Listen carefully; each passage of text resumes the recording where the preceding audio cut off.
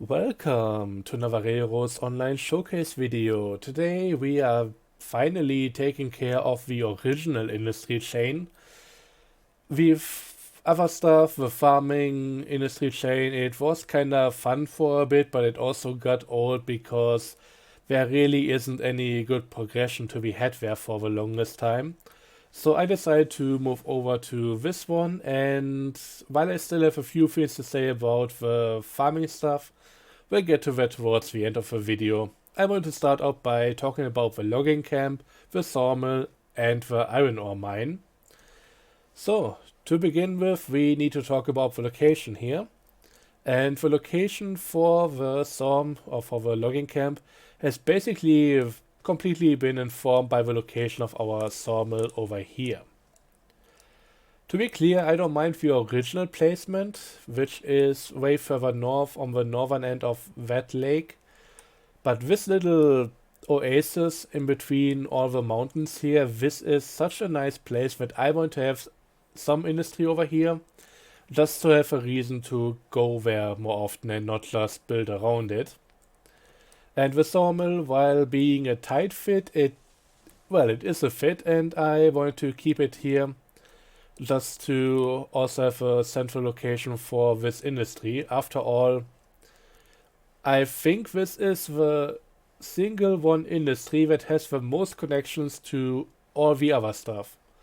It delivers to a ton of other industries with its output good, the stuff that it produces, and of course it takes in the logs from the logging camp. And with this one being here, I didn't want the logging camp to be too far away, so I just basically chose the next closest location that has a few trees around it. Of course, the forests here, if I can even call them that, on this map are not quite as lush and dense as on the other ones. After all, it's a mesa, so it's a bit more arid. But I think this is still doing the job, looking pretty nice and making the logging camp look like it belongs here. Also, once I started thinking about the track placement, I considered where all the goods need to go from here, and something fun came up. The logs, of course, are only useful at the sawmill or the docks if you want to sell them. But yeah, the main amount of the stuff is going to go south from here, so that direction. If we take a look at the cordwood platform on the other side here, the smelter is in that direction, up north, just behind a mountain which we can't even see right now. And also the stamp mill, the other location that needs it occasionally, is further in that direction. So we have a bit of a mirroring thing going on right here. And I decided to build up the yard as if it was mirrored. So everything that's happening on one side is also going to be going on the other side. I still need to build up this part of the yard though. But the operations are going to be the same for each of the goods, just rotated by 180 degrees. So let me talk you through how it works for the logs right here. I still need to place another switch on the track, which will be useful for the cordwood, but yeah, that's still all to come.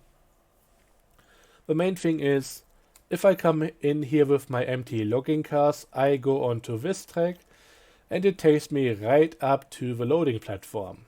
However, I won't be loading them quite yet, because that's not how I want to operate here. I'll take them through here onto this track, and this is where I stop and disconnect the engine. The empty cars are going to be stored on here for the time being.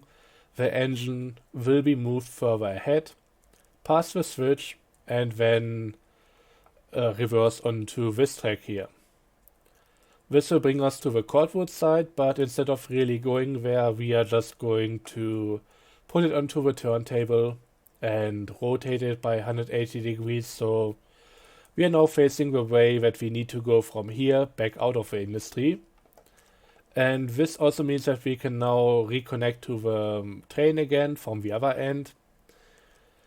And yeah, the thing here is, from now on there are two ways to handle things.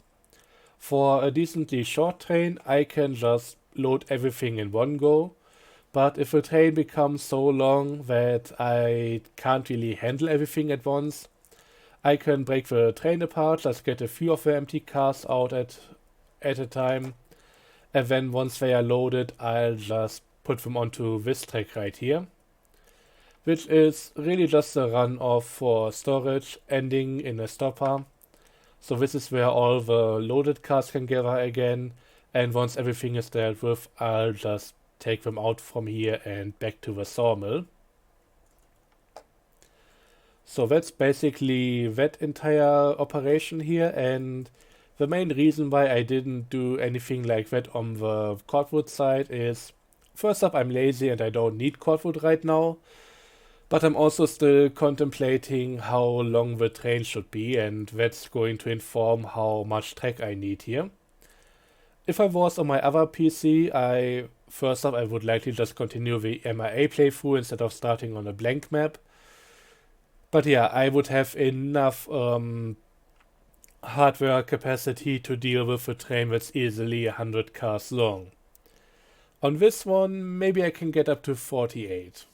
Maybe 32, I'm not entirely sure, but 48 sounds a bit better. Maybe just 24.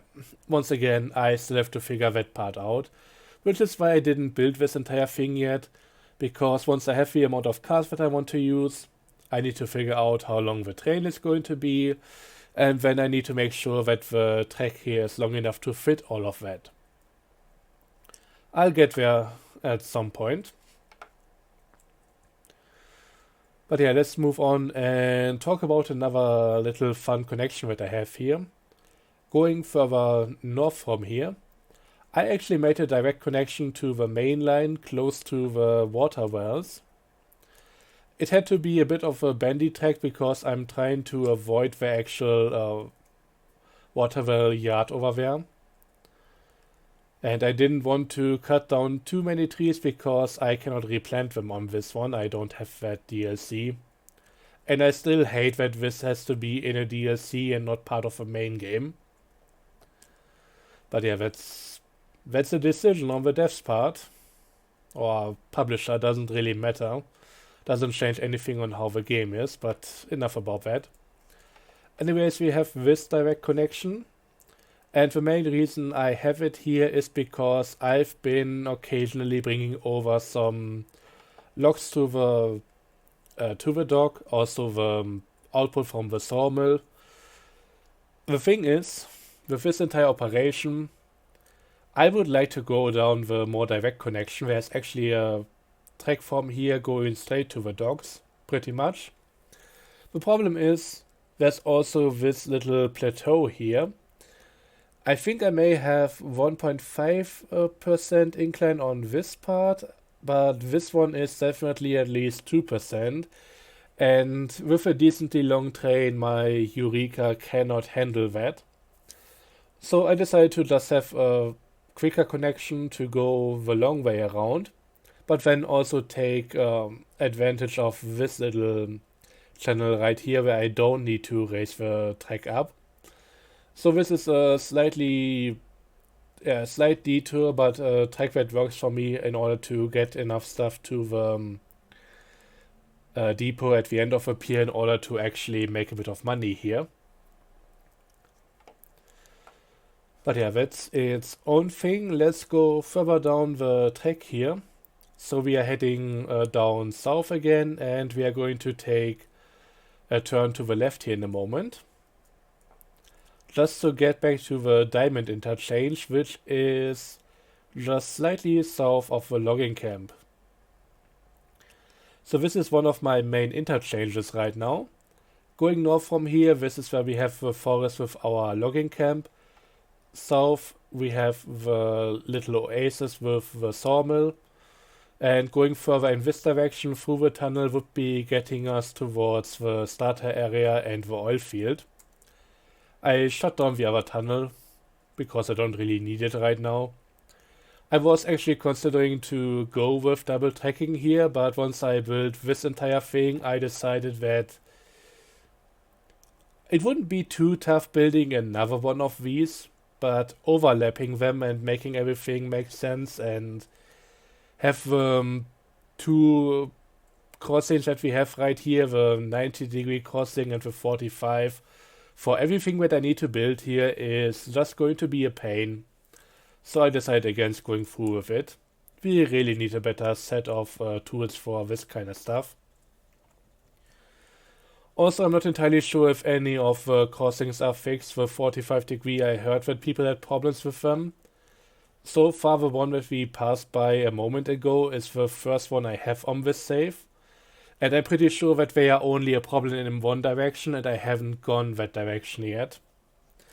But even on this one, which supposedly was fixed with the anniversary update, if I go through here with a train, you will see that the occasional car, while they are completely smooth on the splines, once they go through here, they will start to twitch back and forth, just left to right. And I think that's an indication that the track here isn't entirely smooth on the part. So that might be part of the issue why the entire thing tends to derail cars at some speed, or if you have maybe too much tension on the cars or something. So I don't think this is fully fixed. I've also randomly had the tender of my Eureka jump off one of the switches over here. Just jumped off, landed in the dirt, all the cars were fine, the engine itself was fine, but the tender just said goodbye to everything else. Anyways, going down south here, we have, of course, a little supply area. I needed one of those sooner or later in some location or the other, and I decided to put it over here because I think this is going to be a very useful thing to have. First up, very much in a central location of the map, also with the freeway or more like four-way interchange over here. Really easy to get in and out of and should be well connected with everything else. The only thing that I didn't put into this is the sand house, because once again sand is kinda useless and I had it way too often that larger engines actually clip through the top of the sand house because it needs to be very close to the track in order to dump the sand into the middle of the track. So if I try to put this one right next to it, let's see if I can actually snap it over here. Of course it wants to snap in the location where it shouldn't. Or is it just getting stuck on the coal tower there. As per usual, it doesn't always want to do it. Maybe if I go out and in again. Final release, and I don't even know how to get this thing triggered correctly. Ah, now it's stuck on. So if I just snap it there and place it down. Yeah, this platform would need to be higher, and I really wish the entire tower was further away from the track. But that would also mean that we need a longer pipe here. But as it is, it's way too close. I don't like it, and on top of everything else, it's completely useless in the game because we don't have wheel slip. So yeah, that's why I decided to forgo putting this one down here. Anyways, getting to the sawmill finally. Here it is. The weather also cleared up in the right moment because I just wanted to show you guys this area. I think this is absolutely beautiful. So I want to preserve it as much as possible. I sadly needed to cut down a few of the palm trees, but I think it's still alright. We have a waterfall here, we have this nice little lake and the sawmill on the other end. I think I mentioned this before, but due to the size of the sawmill building and the mountains all around, this thing is basically cutting off both sides of industries from each other. So they are pretty much separated, which is also kind of interesting to work with. In the end, if I play long enough, I would like to have two helper engines here, one for each of the sides. Let's talk about unloading the logs first. So you would be coming in from that end. going to the shoreline over here, and then onto the left with this little switch right here. And this is where you would stop the train and just leave the cars behind. The road engine, which is usually going to be a decently long one with a tender, can go onto this siding and wait until everything is unloaded, while the helper engine would already be waiting on this track right here. And you just take it backwards, get the first few cars off your train. I hope this entire siding is long enough for a long train, but I think it should be. The thing is, with the space limitations, you don't have enough space to get a lot of cars onto the unloading part here. So yeah, breaking the train apart is something that needs to happen here, definitely. And yeah, you can just unload the first few cars, then drive the engine further up ahead until you hit the stopper, unload whatever is left on the train, and then reverse it back out and put it onto this track. So the empties would be going here, and you keep doing that until all the empties are on here, you connect them back together, and this entire thing is actually a Y in itself. There's a decent amount of runoff here, actually much longer than it needs to be. After all, well, it doesn't really need to be much longer than this thing. And once everything is done, you come back here with your engine. Would be running this one in reverse to connect back to the train. And at that point, if you choose the left lane, well, the train is already turned around and you are good to go back to the logging camp. So yeah, I think this is pretty neat. The other track, by the way, is just a pass-through on the main line. So this would be going further down south, either to the dock and maybe to another location later down the line. Could potentially go to the refinery. But I'm not entirely sure yet how I want that connected if I ever get that far. But yeah, that's how this end works. Initially, I even had another Y over here. It was following this curve very nicely, but I didn't want them to, both of these sides to be identical. And I also had another idea for this, which I just need to hook up. So while there is another switch over here for another helper engine, basically with some engine shed over here in this area, the entire thing would be working quite differently from what you've seen on the other one. So basically, you get the helper engine over here, and the train will be coming in on this track with your empty cars, going on either side of the runaround, and just waiting there. Helper engine takes the train apart from the rear, loads up a few cars, and once everything is done, it would be reassembled on the other track. But we are not turning the engine around this time around. We are just connecting it back on the front end and then just running it out of the industry in this direction. Going through another Y and then back onto the main line. So basically, this entire part here, from the diamond intersection to the loading area to the reconnection point, this is basically a loop. I don't often use loops. I heard that they would be frowned upon in the real life operations, basically because a track is very expensive and hard to lay out. But for this kind of thing, with how important this industry is, I wanted at least some sort of convenience. So having this part in the loop, I think, works out pretty nicely. Also allows us to go straight to either the oil field, later down the line the coal mine, and also a few other things up north, I think, if they ever need stuff from here. But yeah, this is how that part works. I'm pretty happy about it, and yeah, should be fun to use. Right now, I of course don't have any money for helper engines. I barely have enough money for the cars that I need. So I'm just doing everything with my road engine and then taking it around the mountain, and that's basically it. But yeah, we talked about the first two industries at length. Let's go to the last one for today. Of course, the iron mine. So, the iron mine is actually not in this location, it's in the mountain. But it turned out to be a bit of a tight squeeze for the industry, and therefore there isn't really enough space for a yard up there.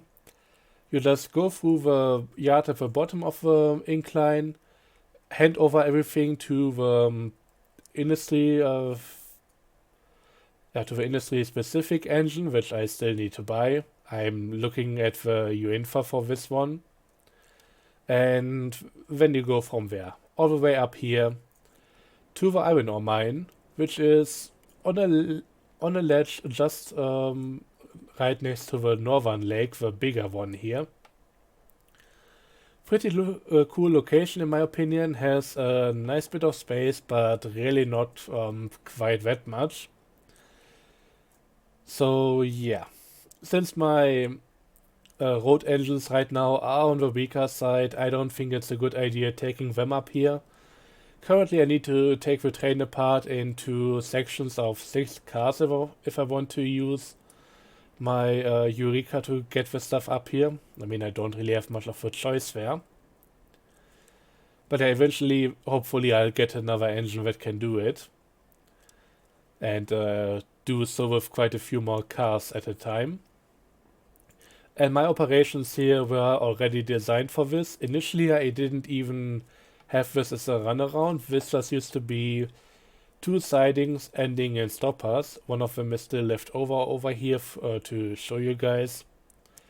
Problem was, in order to make use of this thing with stoppers, I would need to bring in the train in reverse.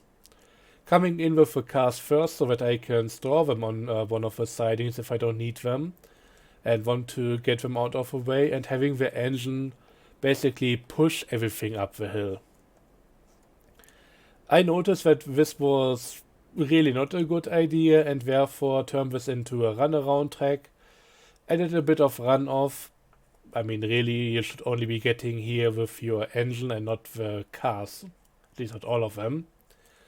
I would have liked to add another wall down here as support, but for some reason the game just keeps giving me the wrong direction for this, so I'm always connecting in this direction and therefore I cannot really place what I want to. So yeah, I tried getting rid of the stopper and putting down the wall first, but then the stopper always connects to the wrong part. This used to be easier to do. You used to be able to just, if you have something like this where both sides of a snapping point are already connected to, if I look at this side, this is the one where I connect to, and therefore the track will be going in this direction. But a few updates ago that got... oh, never mind. It might still work after all, I just didn't hit the right spot, I guess. I tried this multiple times, but for some reason it didn't really work out. This is looking much better now. But yeah, I feel like in the past it was definitely quite a bit more reliable. Also, it's getting dark now, so let me quickly just make it day again. There we go. And yeah, the fun thing about me considering to bringing the trains in reverse would have also meant completely rebuilding the entire yard down there. Let's have another look at that one.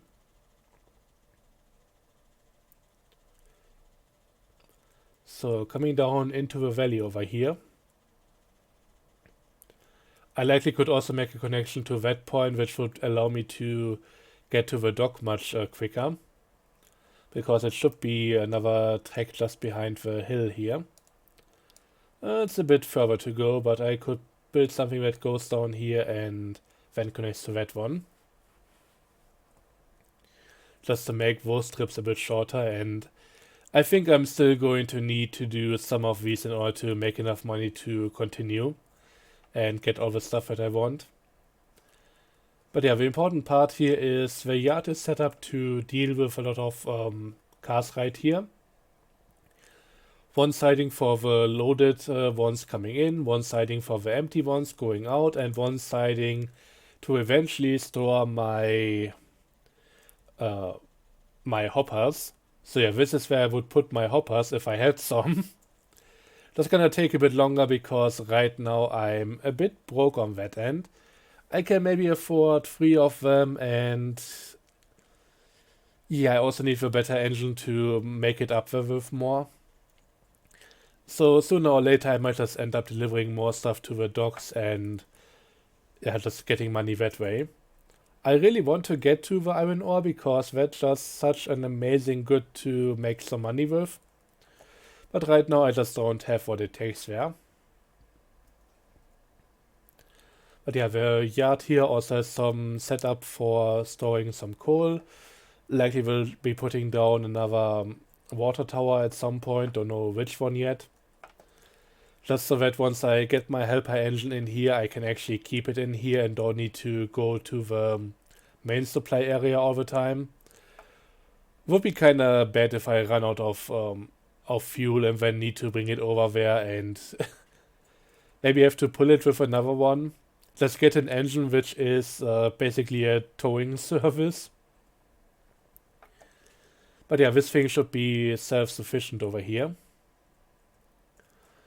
And yeah, my other idea was to, when I still had the idea of putting the train up there in reverse, I would have liked to have the track for incoming stuff go further than this, just so that I can take it away from or apart from the back and then go up the track. As it is right now, it definitely works better in this direction, and I think it's also more logical overall. Another little tidbit about the yard is I built this up and then I completely tore it down again because I want to include the coaling tower over here and we can only snap it to the track on this end. So I put down the tower first and then build everything around it so that it looks nice. Definitely worth it, especially since the yard isn't too large to begin with. But okay, enough about all of this stuff. Let's talk about the last topic for today. The farming industry chain and some things that I've been considering regarding the entire playthrough. So, the farming stuff and my problems over here. Without going too much into the things that I talked about before, you gotta know that I provided myself with 6 flat cars, which you can see right here, and 6 of them, I think there are right now 8 over there, water cars. So that's 12 cars in total, and usually starting on a new save, if you just go with what the devs provide you with, you get 0.